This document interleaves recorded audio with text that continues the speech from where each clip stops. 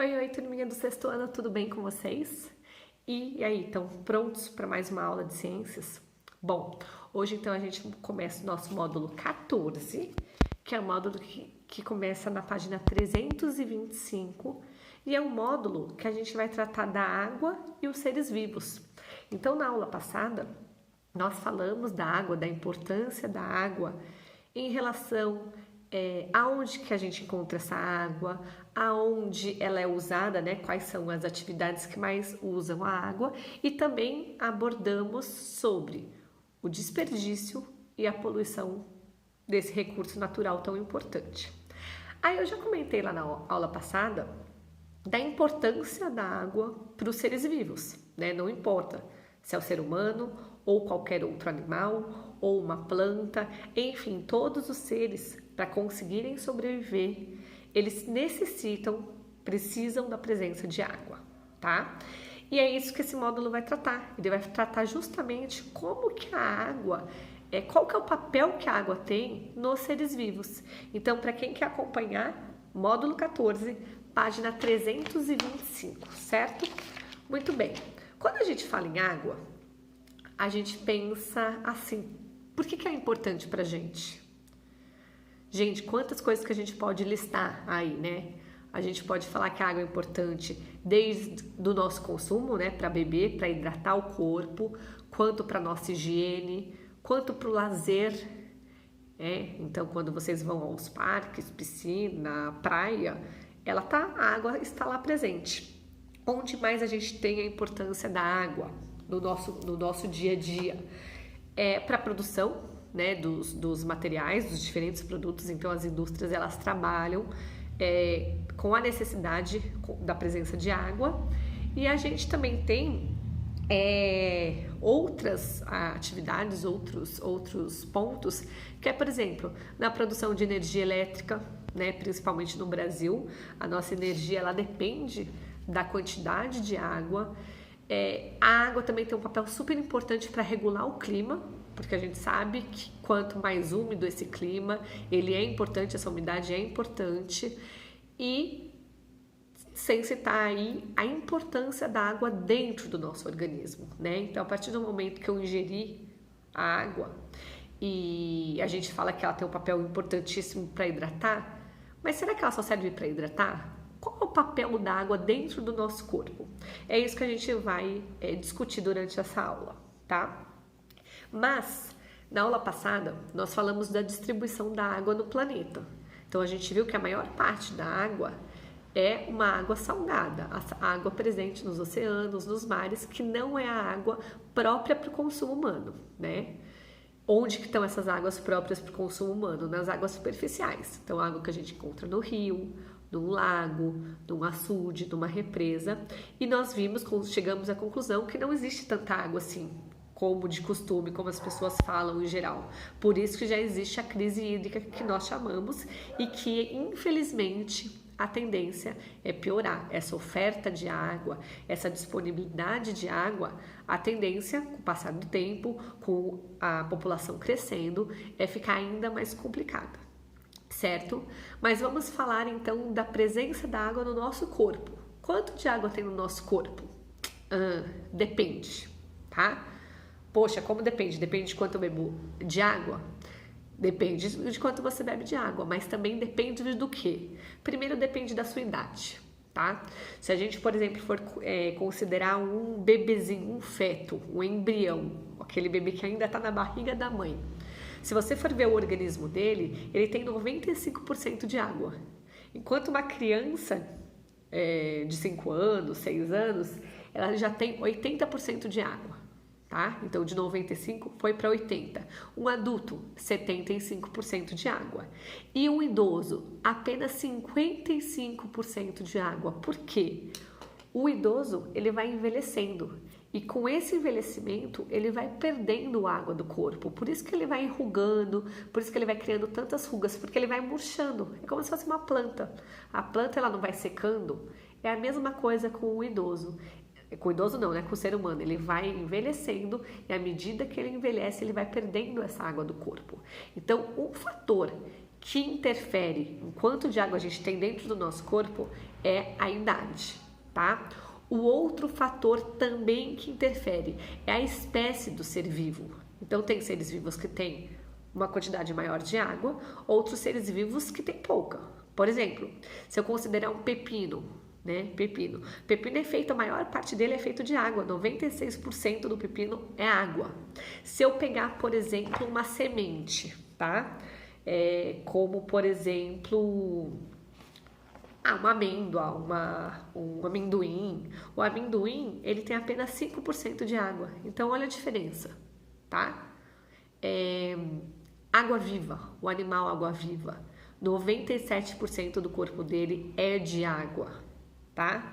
Uma lagosta, outro animal também aquático, 79% do corpo dele tem água. Então, a espécie, se a gente considerar então melancia, alface, morango, todos são alimentos muito ricos em água. Outros já não são. O milho não tem tanta água, as frutas secas, né? Então, uva passa, por exemplo, os cereais também não tem muita água. Então, tudo depende da espécie, certo? Do mesmo jeito que uma água-viva é cheia de água, eu posso ter um outro animal que não tem tanta água, por exemplo, a lagosta, tá? Então, a espécie também vai variar, vai fazer com que essa quantidade de água varie. No ser humano, nossa água, como que é nossa água? A maior parte do nosso corpo é feito de água, certo? Porém, depende dos lugares que a gente fala. Então, quais são órgãos que precisam de bastante água para funcionar? Nosso cérebro, os nossos músculos, os nossos rins, são órgãos que precisam de muita água. Então, por exemplo, os nossos músculos, 75% dele é de água, da mesma quantidade para o nosso cérebro, tá? Os rins, 83% de água. O nosso sangue também tem bastante água. Agora, tem outras estruturas, como os ossos, que apresentam só 22% de água. Nossas células de gordura, que são as células adiposas, também têm pouca água. Então, além da espécie do ser vivo, também o que interfere na quantidade de água é a parte do corpo que a gente está falando. Qual que é a estrutura que eu tô falando? É o osso não precisa de muita água. É o rim precisa. É o sangue tem bastante água, porque o sangue ele vai fazer o transporte de substâncias e para isso ele precisa de água, tá? Então, são 3 fatores que interferem na quantidade de água nos seres vivos. A espécie desse ser, então, por exemplo, uma água-viva tem bastante, a lagosta já não tem tanta. A idade, lembra que quanto mais a gente vai envelhecendo, mais água a gente perde, ou seja, menos água a gente tem. E a parte do corpo que a gente considera. Então, o sangue, os rins, os músculos têm bastante água. Já os ossos, as células adiposas, que são as células de gordura, não tem tanta água, certo? Então, essa é a distribuição de água no nosso corpo. A distribuição de água no nosso corpo não é uma coisa uniforme, homogênea. A quantidade que eu tenho de água eu tenho em todo o corpo. Não é assim, tá? Tem parte que precisa de mais e tem parte que precisa de menos, certo? Agora vamos lá, vamos falar. Tomei minha água. Para onde vai essa água e por que essa água é importante para o meu corpo, certo? Vamos falar sobre ela. Bom, primeira função importantíssima da água no nosso organismo. Ela é considerada o que a gente chama de solvente universal. O que significa que a água é solvente universal? Ela vai ser responsável por diluir várias substâncias do nosso corpo. Então, a gente tem algumas substâncias no nosso corpo que, se elas ficassem em alta concentração, seria prejudicial, traria danos, traria problemas. A água, ela serve para diluir substâncias e isso é importantíssimo, tá? Essa substância que ela dilui a gente chama de soluto e a água ela funciona para dissolver essas substâncias para que então não fiquem em alta concentração, tá? E aí a gente pega o sangue como exemplo. A grande função do nosso sangue é transportar substâncias, por isso que a gente tem vasos sanguíneos pelo corpo todo, porque esse sangue vai transportando, ele vai distribuindo substâncias, tá? E essas substâncias elas vão indo. O nosso sangue, a maior parte dele é composta por água, porque é a água que vai diluir e vai ajudar aí a fazer esse transporte. Ou seja, a água ela é considerada o que a gente chama de solvente universal. Ela dilui substâncias que estão presentes no nosso corpo, como por exemplo, glicose, que é açúcar, proteínas, outros resíduos, que depois a gente vai falar da eliminação, vocês vão ver. Então, tudo que tem no nosso corpo, ela vai lá, dilui, dissolve, né? E ajuda, facilita para que aconteça o transporte, tá? Então, a primeira importância, grande importância da água, que a gente vai falar as principais. A água tem várias funções, mas a primeira função que a gente vai estar falando aqui é a diluição. A água, ela funciona como um solvente, ela dissolve substâncias para que essas substâncias não fiquem em altas concentrações e, consequentemente, causem prejuízos no corpo, tá? Segunda, quem estiver me acompanhando, pessoal, é a página 329, tá? Outra função, segunda função da água, é a água como meio de transporte. Então, eu falei para vocês que para acontecer o transporte de substâncias das mais variadas, tanto substâncias boas quanto ruins para o corpo, ou seja, aquelas substâncias que vão precisar ser eliminadas, quem vai fazer esse transporte, para acontecer esse transporte, a água tem que estar presente. Então, o que a água faz? Ela facilita o transporte, ela participa transportando substâncias para todas as células, para todas as regiões do corpo. E também, quais são essas substâncias? Como eu falei, os nutrientes, como a glicose, resíduos em geral, então que foram produzidos pelas reações químicas, como por exemplo a digestão, a respiração e os hormônios. A gente tem hormônio no corpo. Tudo isso tem que ser transportado, ele não pode ficar lá.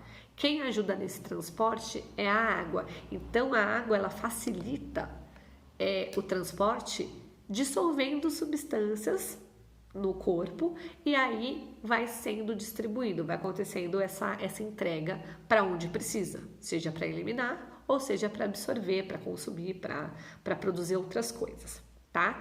Quem faz esse transporte no nosso corpo é o sangue, tá? Por isso que o sangue, ele tem lá o plasma, que é a parte líquida do sangue, que é a principal composição é a água, porque a água consegue fazer tanto diluir como fazer o transporte, facilitar esse transporte para que ele seja mais eficiente. As plantas, então no nosso corpo, quem faz o transporte de substâncias é o sangue. Por onde esse sangue corre? Pelos vasos sanguíneos, tá? Então o vaso sanguíneo está presente em todo o corpo porque as substâncias conseguem chegar em todas as regiões. Já as plantas também têm, elas não têm vasos sanguíneos, porque elas não têm sangue, mas elas têm vasos condutores. O que esses vasos condutores fazem? Primeiro, ela tem um vaso que conduz as substâncias de baixo para cima. Então, estão as raízes aqui, a raiz ela pega água e sais minerais e transporta essa água e sais minerais para as regiões mais altas da planta, então para as folhas. Na folha acontece a fotossíntese, então esses elementos que foram absorvidos pela raiz, água, sais minerais, são utilizados e ocorre a fotossíntese. A fotossíntese produz o quê? Glicose, que é o açúcar, que é o nutriente da planta, e também produz gás carbônico, oxigênio, tá? Quando ocorre essa absorção pelas raízes, e aí a planta vai transportar pelos vasos condutores água e sais minerais de baixo para cima, tá? Essa seiva a gente chama de seiva bruta, certo? Depois o que foi produzido aqui em cima, glicose, vai ser transportado de cima para baixo, para chegar também em todas as plantas. Não adianta nutrir só a parte de cima, senão ela morre aqui para baixo. Então ela também tem que mandar. Então, o outro vaso condutor faz o sentido contrário. Um vaso condutor faz subir a seiva bruta e o outro vaso condutor faz descer para ir para as outras regiões da planta, que é o que a gente chama de seiva elaborada. O que é essa seiva elaborada? O que foi produzido aqui nas partes de cima a partir dessas substâncias que foram absorvidas pela raiz. tá? Então não é a gente está falando da importância da água não só para o ser humano, para todos os seres vivos. Por isso que eu estou mencionando os vasos condutores das plantas, tá? Então o transporte não acontece só pelo sangue no ser humano. Nas plantas também tem transporte de água, tá? A água ajuda a fazer o transporte. Outra função importante da água: primeira, solvente universal. Segunda, transporte de substâncias. E a terceira, gente? Terceira é eliminação de resíduos. Nosso corpo, ele absorve várias substâncias e ele transforma essas substâncias por meio da digestão, por meio da respiração, ele muda essas substâncias. E muitas vezes são produzidas substâncias que quando ela começa a atingir altas concentrações, pode prejudicar, pode ser prejudicial. E aí nosso corpo tem que fazer o quê? Eliminar. Por exemplo, quando eu expiro, eu estou colocando para fora o gás carbônico. Por quê? O gás carbônico não pode ficar no meu corpo. Quando a gente elimina pela urina, a nossa urina tem vários resíduos. São resíduos que vão fazer mal para nossa saúde, se ficarem lá, né, que a gente chama de toxinas, ou podem ser substâncias que estão em excesso, que seria até interessante para o corpo. Mas como eu já absorvi em grandes quantidades e meu corpo já usou o que precisava usar, o que ele faz? Ele libera. Então, os resíduos que a gente elimina do corpo não são só substâncias ruins. A nossa tendência é achar que a gente só tira do nosso corpo o que é ruim. Não necessariamente. O que está em excesso do corpo também é eliminado, tá? Também é jogado para fora. Então, a outra grande importância da água é a eliminação de resíduos. A nossa principal forma de eliminar resíduos é pela urina, tá? E quando vocês fazem xixi, vocês veem que tem uma grande concentração de água. Tanto é que quanto mais água vocês tomam, mais clarinho sai o xixi. Significa o quê? Nossa, meu xixi está com muita água. Porque a água, a urina só é produzida graças à presença de água. O que eu tenho lá na urina? Água, sais minerais. O que é sais minerais? Sódio, potássio, ferro, tá? Tudo isso são sais minerais. E eu também libero ureia, que é uma substância que, se ficar no corpo, ela é tóxica. Então, a composição da nossa urina, numa urina saudável, é água, sais minerais e ureia. Beleza? Como que foi liberado essa urina? Porque os rins fazem a filtração do sangue e produzem essa urina. Qual que é a grande função? Eliminar os resíduos, tanto tóxicos ou o que está em excesso. E a água participa. Não pensem que tem urina sem água, não existe, tá? Então, a outra grande função da água é eliminação de resíduos, ou seja, tirar os resíduos do corpo. Não vão ficar esses resíduos todos dentro da gente. A gente precisa tirar. Como que a gente tira? Principalmente pela urina, que grande parte da composição é feita por água, tá bom? Então, essa é a terceira função da água: eliminação, tirar do nosso corpo resíduos. Quarta função é proteção do corpo. E aí a gente tem várias formas que a água atua como proteção. Primeira delas, produção de lágrima, né? Todo mundo sabe que na nossa lágrima tem água, senão ela não sai escorrendo e várias vezes a gente até prova essa lágrima, né? Cai na nossa boca e a gente não tem prejuízo nenhum.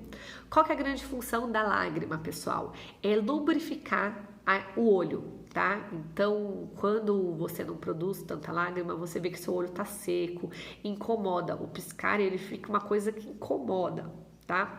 A lágrima, ela vai lubrificar os nossos olhos, hidratar. Então, a gente tem várias estruturas no olho, a córnea, a retina. Isso daí, todas essas estruturas que compõem o olho, eles precisam de água, tanto para lubrificar, para hidratar. Vocês podem ver que quando vocês começam a ter uma menor produção de lágrima, porque a lágrima não precisa necessariamente escorrer, tá? Ela tá aqui, eu tô piscando, a lágrima tá sendo distribuída por todo o olho. E quando você tem uma falta, uma deficiência na produção de lágrima, você vai ver que o piscar ele é mais dolorido, é um negócio que incomoda. Então, a grande função da lágrima é hidratar e lubrificar as estruturas do olho, e também ela acaba expulsando alguma substância estranha, tá? Então, os cílios, vocês podem ver, se entra os cílios, você começa a lacrimejar mais, porque ela quer eliminar, ela quer tirar essa substância do olho. Pode ser, eu falei dos cílios, mas pode ser qualquer outra coisa, pode ser poeira, pode ser algum micro-organismo, tá? Entrou alguma coisa, areia, entrou alguma coisa, o seu olho vai começar a lacrimejar com o objetivo de expulsar, de tirar de lá. Então, essa é a primeira proteção, a produção de lágrimas. A segunda proteção é a saliva. Nós temos saliva na boca. Qual que é a função da saliva? Além dela ter uma função muito importante na digestão, que daí vocês vão ver isso o ano que vem, a saliva, ela também hidrata as células da boca. Tá? Então, ela também faz com que essas células da boca não morram. Além do mais, ela previne contra a cárie dentária. Tá? Cárie, claro que você precisa escovar os dentes, né? Não vai falar, eu produzo saliva, então eu não preciso escovar os dentes. Ela ajuda, tá? Então, a saliva, como tem água, ela não deixa aquela sujeira, né? Aquele resto de comida, ficar concentrado. Então, ela também atua muito firme aí na prevenção das cáries dos dentes. Tá? Então, essa é a importância da saliva. Onde a gente também tem água? Nas articulações. A articulação é tudo aquilo que dobra no nosso corpo, tá? Então, o cotovelo, joelho, o calcanhar, o pulso, tudo isso tem articulação. O que é uma articulação? É uma estrutura que liga osso com osso, tá? Então, a gente consegue fazer esse movimento porque eu tenho articulação entre um osso e o outro. E aí, o que acontece? Na articulação, ela tem água. Tá? Para esse movimento aqui ficar mais fácil, porque se não tivesse a água na articulação, esse movimento é mais, você tem um atrito maior, e aí você pode vir sentir dores. Então, nas articulações, né, entre um osso e o outro, existe a presença de água. Essa água facilita o movimento, como ela lubrifica, ela diminui esse atrito dos ossos, então fica mais confortável, fica melhor. E com a idade, muitas pessoas têm problemas aí, né, de ossos, muitas vezes é porque ela vai perdendo essa água. Lembra que o idoso ele vai perdendo a água total do corpo, né? De 75%, que é a média em um adulto, vai para 55%.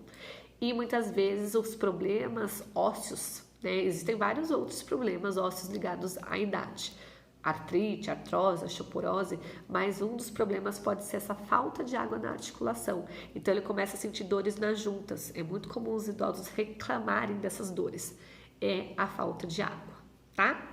E a gente tem mais uma proteção que é o muco. O muco, por exemplo, que a gente produz no nariz, né? Quando começa a escorrer nosso nariz, é o muco. Esse muco é importantíssimo para o nosso corpo, que ele também dificulta a entrada de micro-organismos. Então a gente sabe que tem no ar, existem vírus, existem bactérias, e muitas vezes esses vírus e bactérias vão tentar entrar no nosso corpo pelo nariz.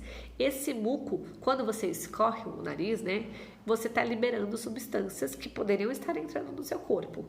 Então o muco, ele dificulta a entrada dessas substâncias, desses micro-organismos que não são bem-vindos. Tá? Então a gente tem o muco do nariz que é para bloquear, né? Não bloquear, mas para dificultar a entrada de substâncias ou seres vivos, micro-organismos que podem causar algum mal. Beleza? Então essa é a quarta função, que é a proteção do corpo. Essa proteção pode acontecer ou pela produção de lágrima, ou pela produção de muco, que a gente falou agora, ou produção de saliva nas bocas, ou presença nas articulações. Vamos para a última função, que é o controle da temperatura corporal, tá? Essas funções, gente, nós estamos dando mais destaque no ser humano, mas lembrar que essas funções é para todos os seres vivos, né? Claro que alguns vai depender, vai variar, não vai ser bem do jeito que eu tô explicando. Então, eu tô dando um foco maior para nós, porque fica mais fácil a gente entender. E é o que a apostila traz pra gente. A última função é o controle da temperatura. Nós, seres humanos, na verdade, todos os mamíferos e as aves também, nós temos temperatura constante, tá? Então, qual que é a nossa temperatura constante? 36 graus e meio, né? 36,5, 37. Se aumentar, a gente tem febre. Se a gente diminuir, a gente tem o que a gente chama de hipotermia. Não é bom, nem tem hipotermia, nem febre. Tudo é sinal de que alguma coisa está errada no seu corpo. Nosso corpo, não importa que você esteja fazendo maior solão ou maior frio, ele vai trabalhar para manter a temperatura constante, que é isso que eu falei, 36,5, 37 graus, tá? Para isso, uma das ferramentas que ele tem de controlar a temperatura, então, no frio, quando começa a esfriar, muitas vezes a gente começa a tremer o nosso corpo. Quando a gente treme, os músculos, eles começam a... Com essa tremida aí dos músculos, eles começam a produzir calor. E aí você mantém esses 36,5. Se acontece o contrário, ai, tá muito sol, tá muito calor. A tendência do nosso corpo é o quê? Aumentar a temperatura, ir para 38, 39, 40. Para o corpo conseguir manter, ele vai fazer o quê? A gente vai começar a transpirar, produzir suor. Qual é o papel do suor? Ele vai manter essa temperatura constante, nos 36,5. Como? Porque quando eu transpiro, o suor é riquíssimo em água, tá? Ele é super rico em água. Quando eu transpiro, essas gotículas aí de suor, elas roubam calor do corpo. Então, quando eu começo a suar, esse suor que tem água começa a evaporar do meu corpo e com isso ele tira o calor do meu corpo e joga para a atmosfera. Por isso que quando a gente está muito calor, a gente começa a suar. Qual que é o objetivo de suar? É roubar o calor do corpo e jogar para a atmosfera, tá? Esse é o grande objetivo. O suor é uma forma também de excreção, de eliminação de resíduos, assim como a urina, tá? Porque a gente também perde água, a gente perde sais minerais. O suor, qual que é a composição do suor? Maior parte água, também tem sais minerais e pode ter ureia, que é a mesma coisa que tem na urina. Só que não precisa ter nojo, porque a ureia está numa concentração muito, muito, muito mais baixa, tá? Vocês podem ver que quando vocês suam, e se por um acaso cai na boca, ele é um pouquinho salgado. Por quê? Porque tem a presença de sais minerais. São esses sais minerais, principalmente o cloreto, que deixa esse suor aí salgadinho, porque não é só água. Também tem sais minerais e também pode ter a ureia presente. Então, qual que é a grande função do suor? É pegar o calor que está muito alto no nosso corpo e mandar para a atmosfera, roubar o calor, abaixar a temperatura. Por isso que a gente sua quando está calor, no verão. Porque a tendência da temperatura corpórea é subir. Como para a gente isso não pode acontecer, o corpo tem um mecanismo de produção de suor. Esse suor, a hora que evapora, leva com ele o nosso calor. No frio, hipotermia, a gente começa a tremer, essa fricção, esse atrito dos músculos, eles produzem calor e aí aumenta a temperatura corpórea. Belezinha? Isso que a gente tinha para falar, tá bom? Então, as 5 importâncias do corpo. Primeira, solvente. A água atua como solvente. A água também é um meio de transporte de substâncias pelo corpo, de eliminação de resíduos, então tirar essas coisas do nosso corpo. A água também tem a função de proteção, né? Através da lágrima, através da saliva, através das articulações e também através do muco. E também tem a função de controlar a temperatura corpórea, que no caso dos seres humanos, essa temperatura tem que estar por volta de 36,5 graus, 36,5 a 37, certo? Com isso, terminamos o nosso módulo. E aí eu queria pedir para vocês as seguintes páginas de tarefa. Atividade 1 da página 328. Hoje é pouco, tá? Aí, a atividade 2 da página 332. E na página 333, apenas os testes. O em casa não precisa, tá bom? Então, vamos lá. Página 328.